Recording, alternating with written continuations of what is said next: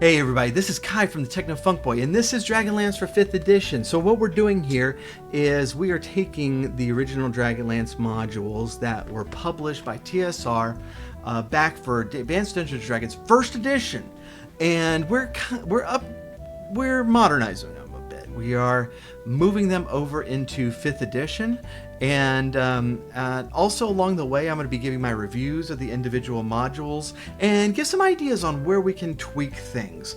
In this particular episode we are going to be tackling Chapter 1 of Dragons of Despair, and this is the first DragonLance module.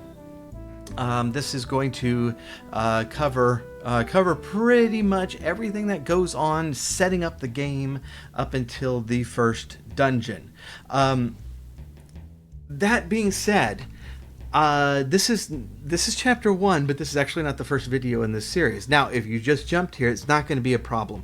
I did do one video about characters and how to approach characters, since we are transferring this over into 5th edition, and we do have some other issues like kinders to worry about. And I will put that link, if you haven't seen that, up right around in here. That video is for everyone. That video is for both Dungeon Masters and player characters. This video is for Dungeon Masters. And so if you're a player of this game, or you want to play it without any spoilers, this is going to be spoiler filled. So you might want to click stop now, but before you do, ask your Dungeon Master to come hang out and check it out and see if this might be something that interests the Dungeon Master for possibly running in a future session. We clear on that? Everybody gone? You player characters, you gone now? Good. So, like I said, in this one, we are going to be covering Dragons of Despair, Chapter 1. Where can you get this if you don't have it? Alright, all of these modules are on DriveThruRPG. They're not sponsoring me for this, but if you would like to, DriveThruRPG, come on, let's talk. More than willing to sell out. They are on DriveThruRPG. Now, you're going to actually find them in two different ways. You're going to find them in the this module here, the original shorter modules, or you're going to find actually the collected editions, the classic editions. Each one of the collected editions has 4 modules in them instead of just one, and they're about the same price, pretty close, at least when I checked it earlier today. So getting it that way saves some money. What are the advantages of getting it this way? Well, there's a couple. I don't think either one of them are worth it. One advantage is there's like this little introduction that actually has some pretty neat information in each one. That information is not necessarily worth the price of admission. Also, when they were collecting it, they weren't all that careful about references and putting things where they go, and so like there'll be places where they're like, okay, now look at this map and find the X, and they didn't actually bring that map over, so there's no X. They used the map from like a previous edition or something like that. That's easy enough to figure out. You're gonna figure it out, and so I don't necessarily think that's worth the full price. But if this is just something that you're interested in grabbing, then by all means, these do have some cool stuff in them. So let's dig into this a little bit. We're gonna head over to the map, because this is everything Chapter 1. The Chapter 1 essentially takes us all over this.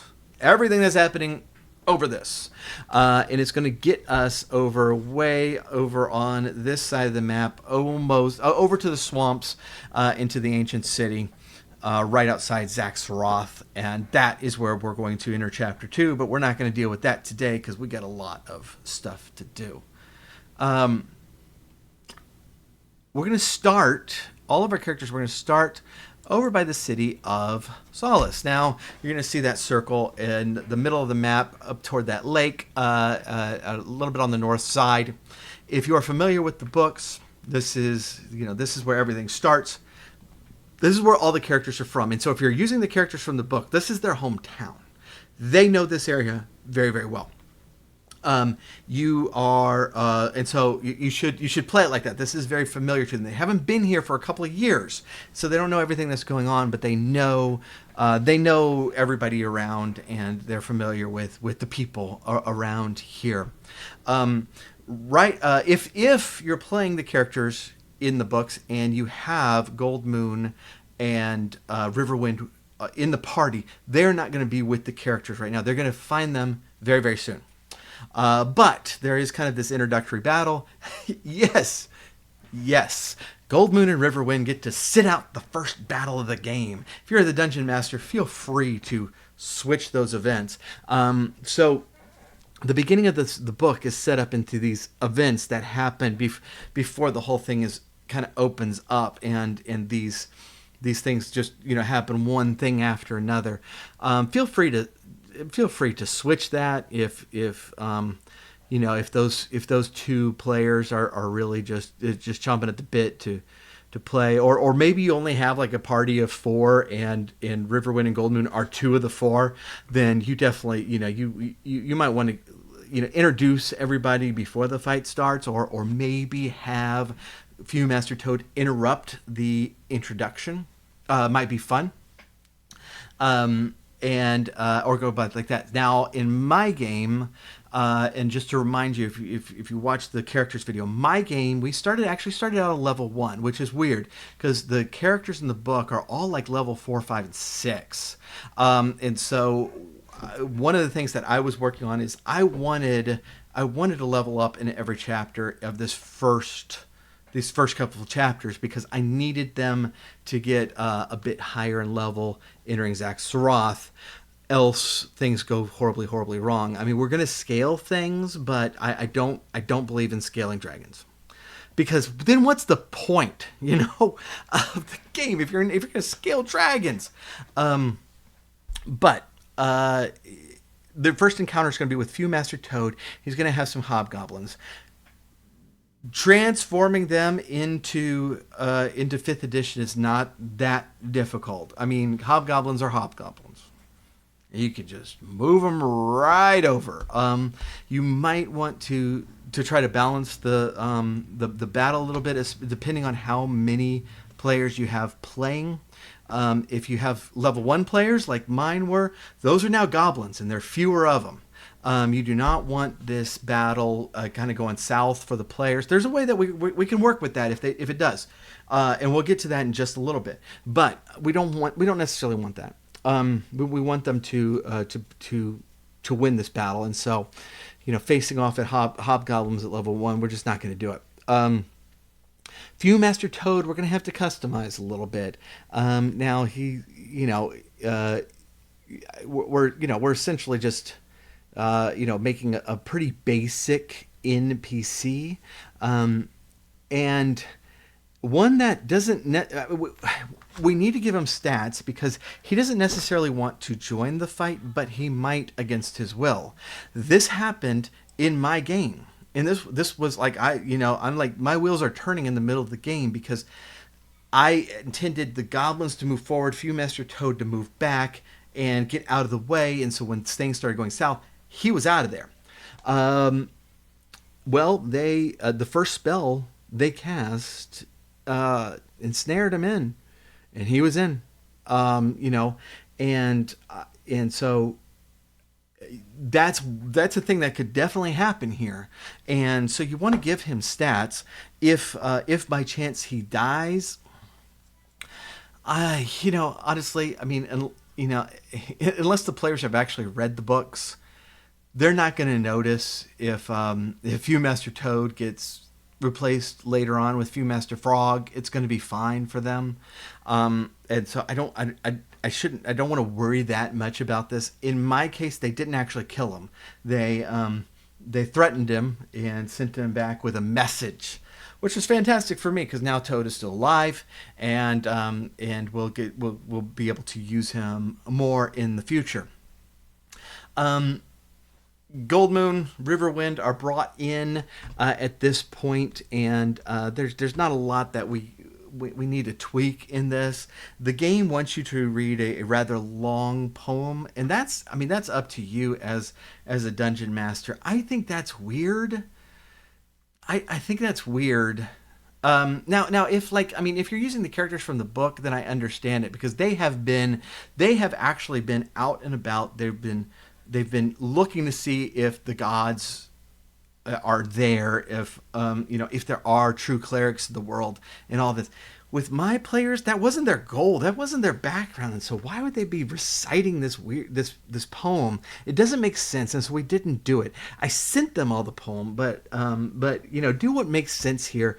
And if your players are going to be annoyed with reading a very long poem, then by all means, you might just like give it to them elsewhere and move on with your life. We don't really, there's not a lot to deal with there. The first thing that we kind of need to deal with is the town of Solace itself, because this is where everybody's going to get their cues on where to go next. I kind of assume through all of this that your players are like genuinely wanting to go on a quest, and I'm not going to like list out 500 different contingencies if they are just deciding to edgelord it and sit in the corner until the action finds them.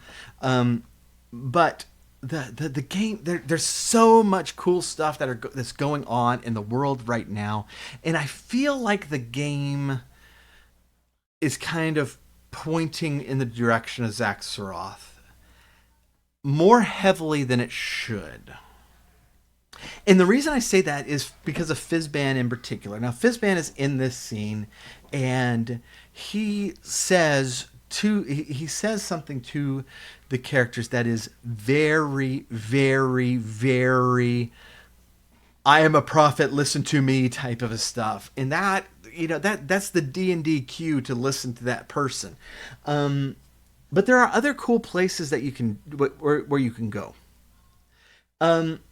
So a lot of the people in town are heading over to Haven, and let me bring up Haven is way down here, and so we could go there. Darken Wood, right in the middle here, is also mentioned, besides Zaxxaroth, which is way to the east. So let's spice these up a little bit. We spiced up this whole encounter in the Inn of the Last Home to make it so that there was a bit more pull in different directions. All right, so we're gonna get rid of the one that I think that they just put in case your players just don't want to cooperate, and that's actually heading south to Qualinesti.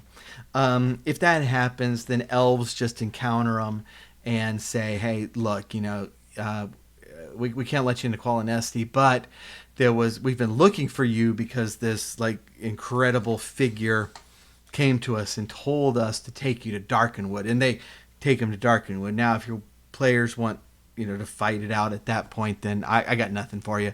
You're gonna have to deal with that. But that's unlikely. If you want to play DragonLance, let's play DragonLance is my thing. But so I wanted them to have the prophecy.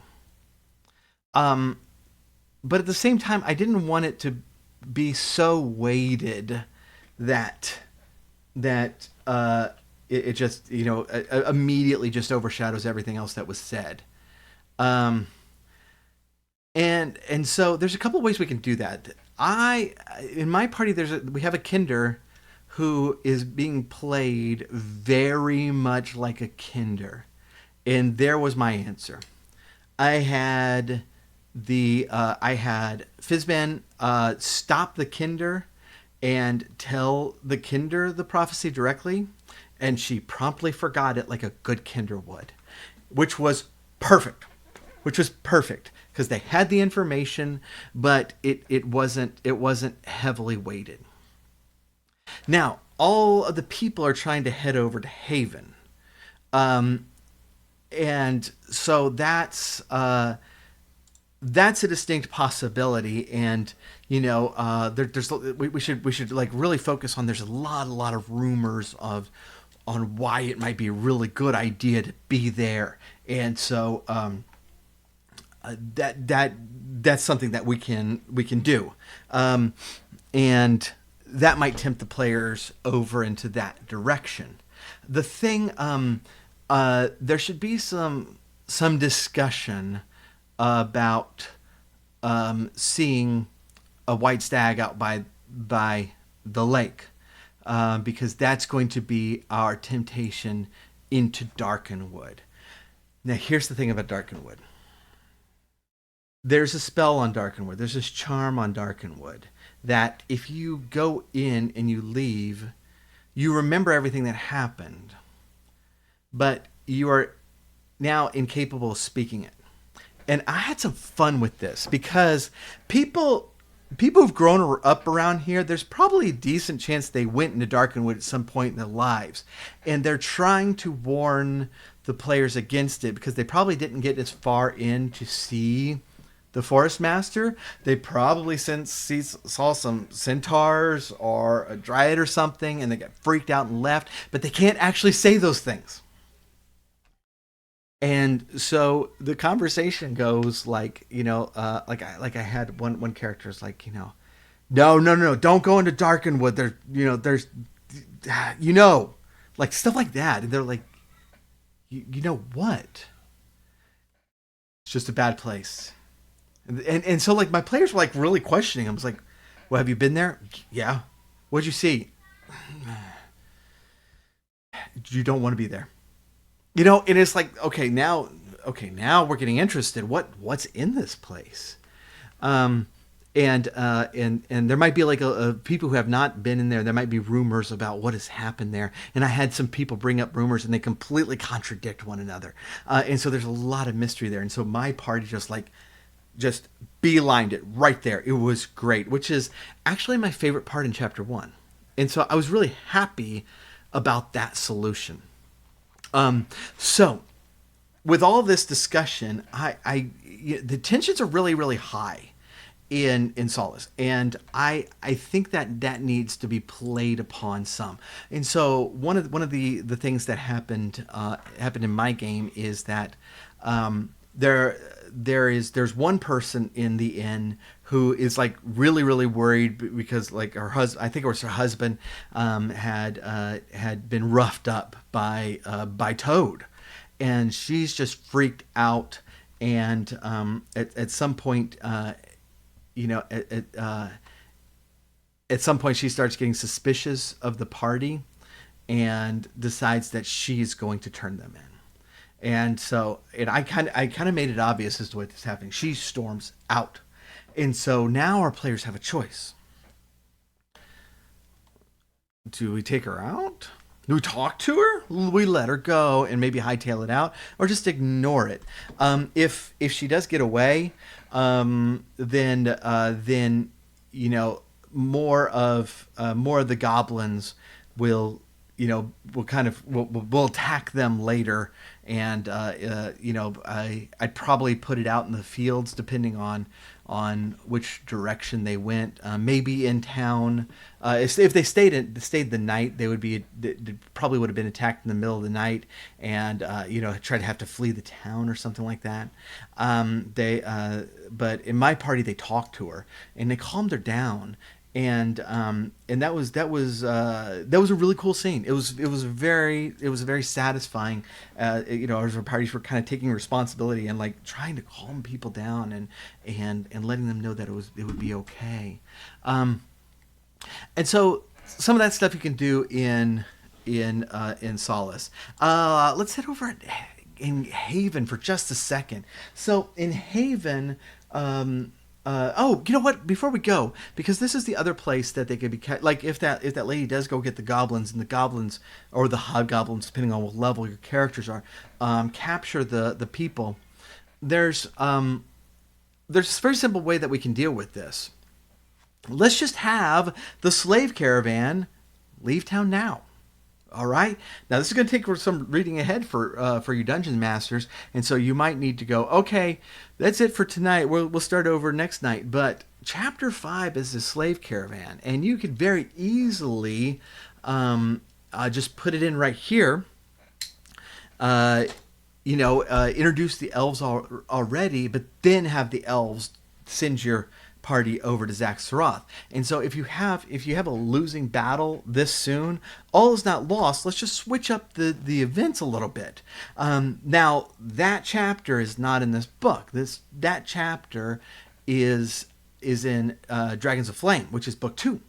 But if you have that collected edition, you're going to have both, and so that is one way that you can kind of get things back on track and still advance the plot. And now after they leave Zaxxaroth, then we won't do that again. We'll just have them kind of direct them a little bit to go talk to the elves again. Maybe have the elves is like, go get rid of that staff and then come back to us. We want to talk to you more. And that way, it gives them a little bit of direction after Zaxxaroth. Let's head over to Haven.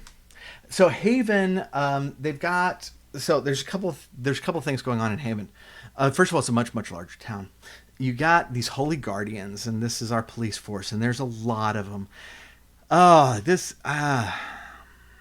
These guys really do just seem to be there to hammer people towards Zaxxaroth. I want to lessen their presence a little bit.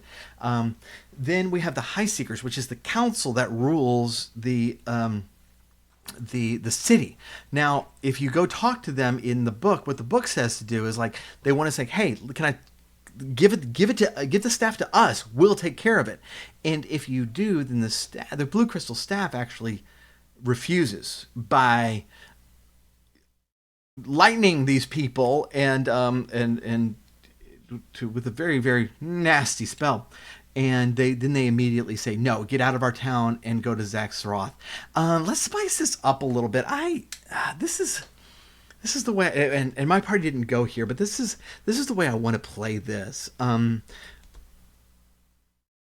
council is split on what to do.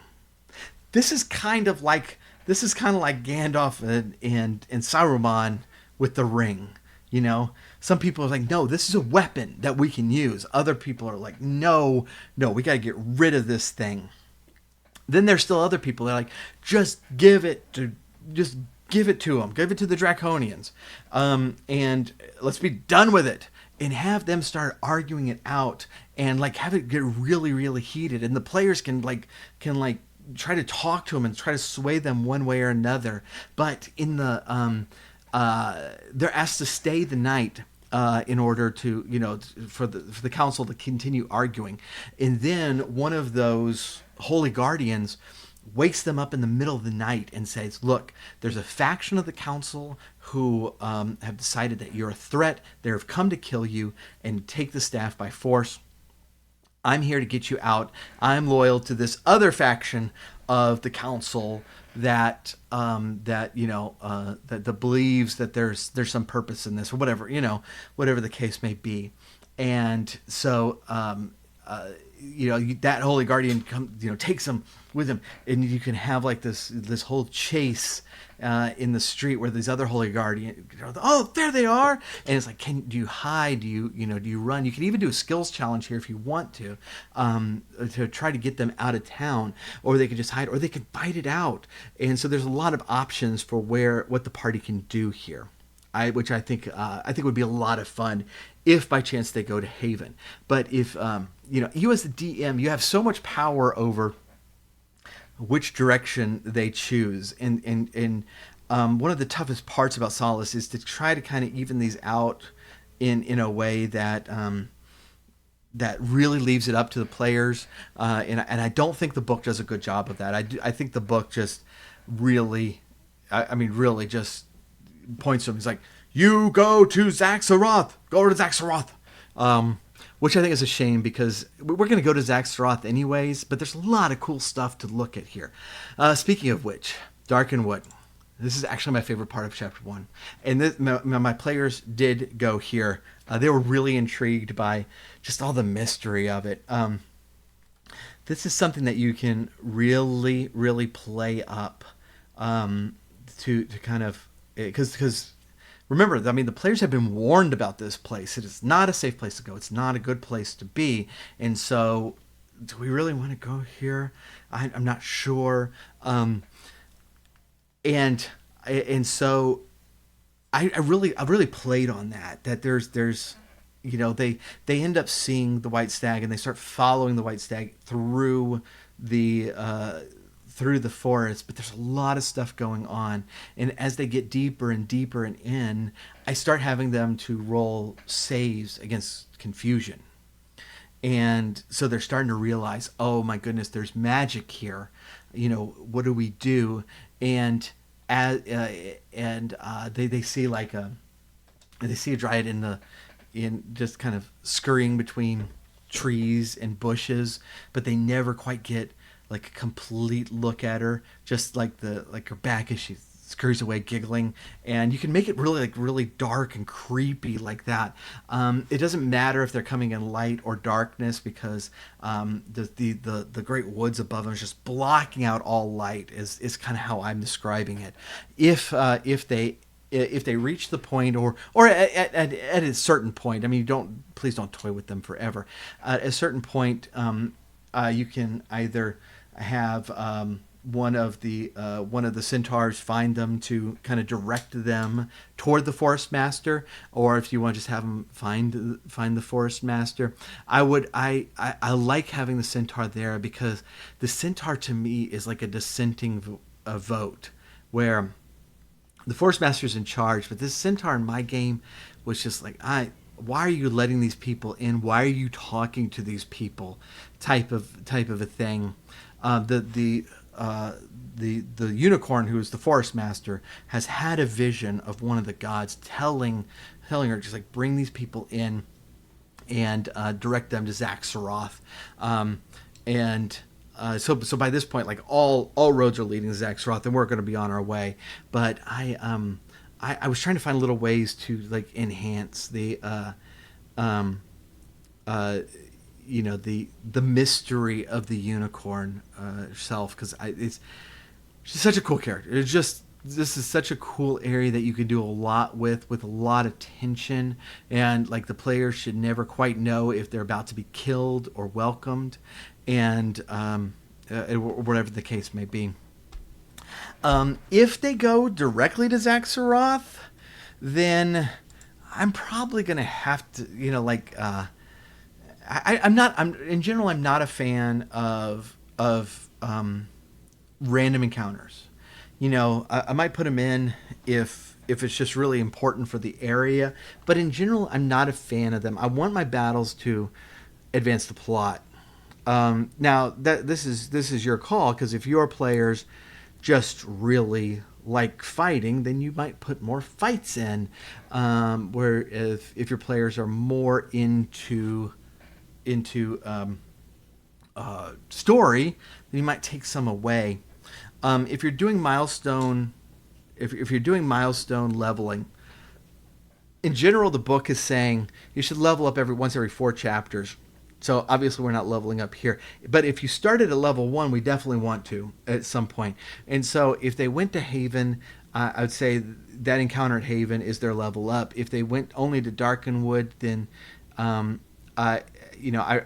actually really like the idea of, like, not all level up, like leveling is because of battles. Sometimes it's because of your experiences and your encounters, and this is an encounter with something that is far more mysterious than they've ever encountered before.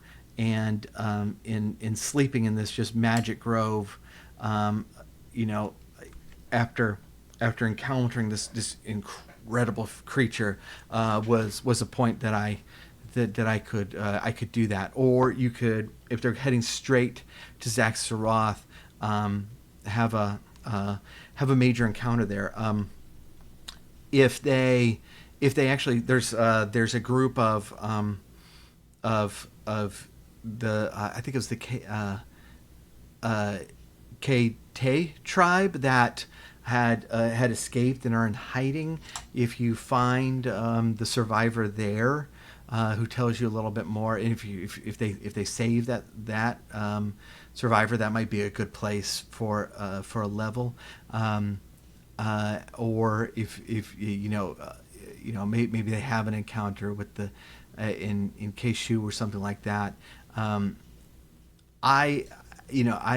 might be the earliest point that I would introduce Draconians personally, because there's a lot of Draconians in this game, and so putting them in too soon, that kind of makes it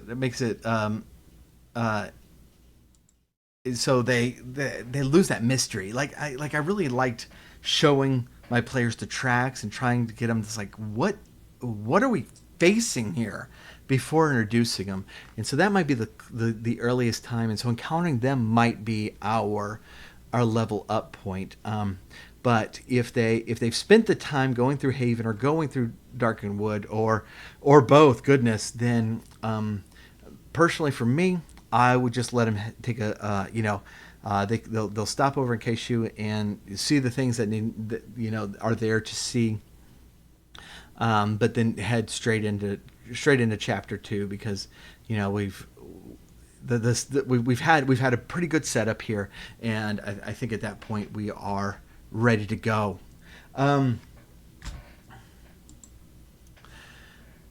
I think that's going to be about it for chapter 1. A lot of chapter 1 is world building. There's a lot of role playing in chapter 1. There's not a ton of fighting, but there's a lot of stuff going on in the world here. And I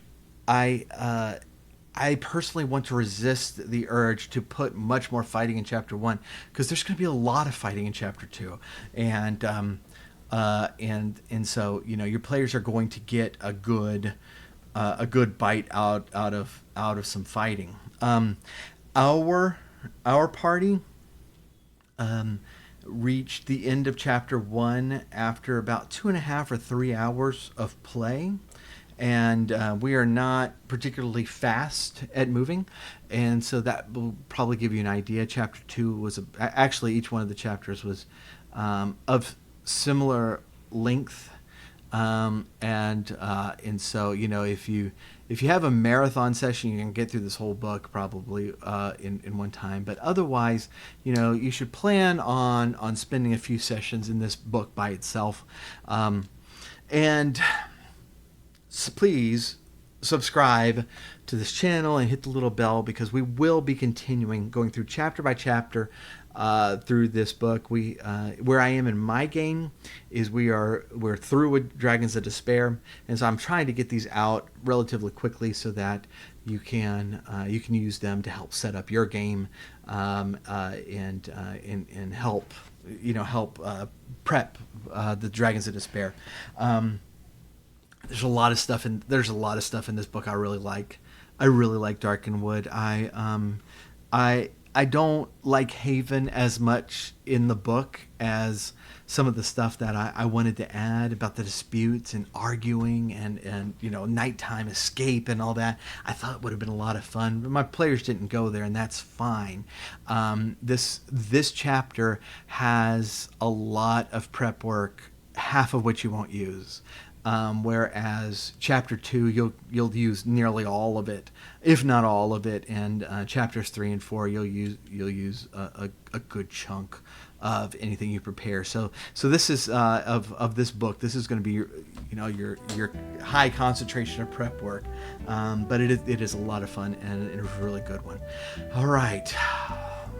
My next sections are much more straightforward, so should not be nearly this long, but I really do appreciate you hanging on with me, and we'll keep going on this. Like I said, we're gonna go through all the chapters. I also have some just overall thoughts that we'll also put up videos for along the way, and really appreciate it. And please do join me next time. Thanks.